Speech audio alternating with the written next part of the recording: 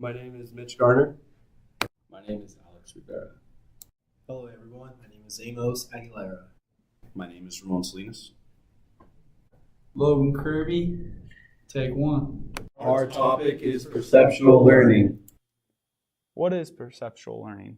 Well, perceptual learning is a process by which the ability of sensory systems to respond to stimuli is improved through experience. It can also occur and enhance all of our senses, which is seeing, hearing, feeling, tasting, or smell.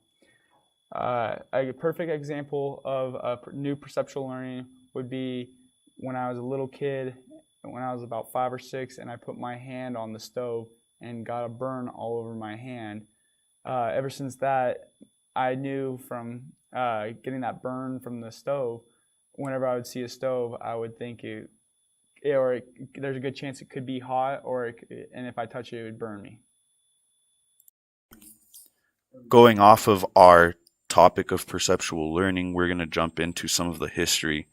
In 1859, A.W. Volkmann did a 2-point tactile threshold or discrimination study. So with one subject, he did 100 trials. And after those 100 trials, the discrimination or the ability to discriminate these 2 points was increased by half. So essentially after repetition and repetition, the person was able to discriminate where these 2 points were.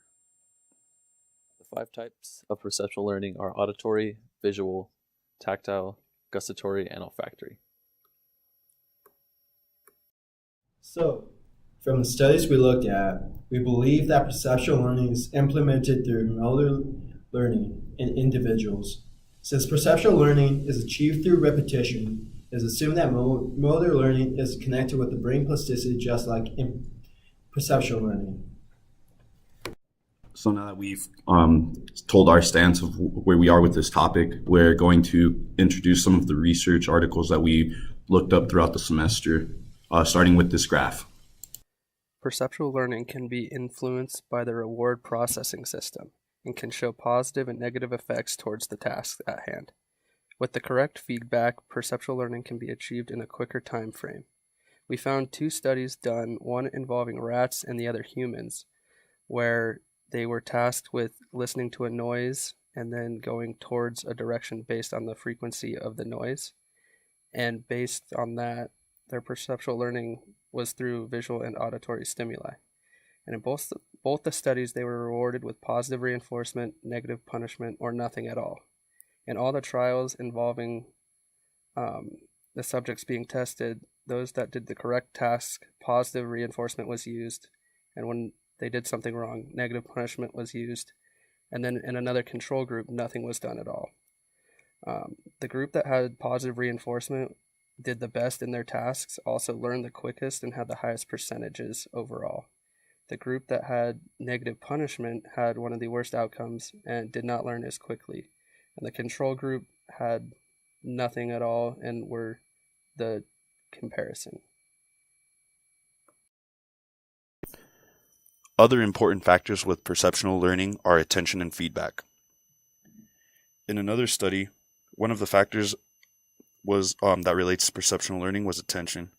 Attention is important because if you cannot focus on your task, you will not be able to adequately learn the task. In the study, the subject was set out to do a task. During the task, the person doing the experiment or holding the study tried to throw the person off by making noises or trying to distract the person in different ways. And so it was found that if this disturbance does not directly affect the primary task, it will not affect the outcome of the task. So in a sense, if I'm really focused in and typing my paper and someone's trying to talk to me, I won't, I'll focus them out, I'll tone them out, and I'll be able to type my paper because that is my primary task at the time, and I'm not really worried about what other people are trying to tell me. Another piece is the feedback portion, and with this specific study, it was found that feedback does not affect the subject on perceptual learning. This study took into account many other studies where they would give feedback after 1 trial, after 3 trials, and then after many trials, and then they staggered it and eventually didn't give any feedback. And so they took all of those results back, and it was ultimately found that feedback does not affect perceptual learning. This is a visual perceptual learning task. I'll give you roughly 30 seconds to remember these words. Then I'll test your short-term memory and your working memory.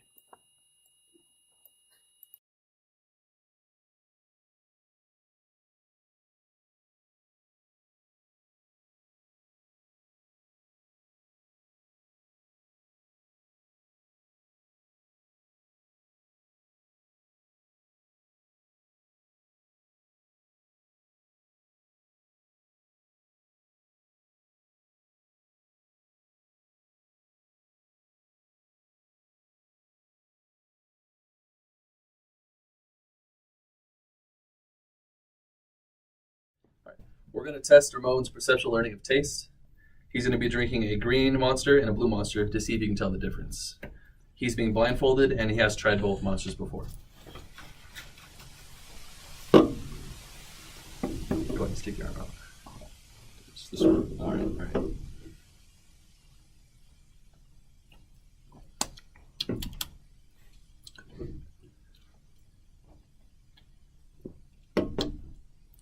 All right, go ahead and tell us the results. This has to be the green one. I got like more flavor from it. As opposed like when I try the blue one. The blue one kind of has like a lighter taste to it at the end. Yeah, that's my review. There you have it. Take it off. So, we hope you all enjoyed our video on perceptual learning. So our question that we have is how do we teach, or how do you expand on the perceptual learning, say, of a professional athlete who's already on the top of their game and really can't learn much more to, keep improving. So in a sense, like, how does perceptual learning affect like top tier athletes, and how does it work in their system, in their body overall? Yeah.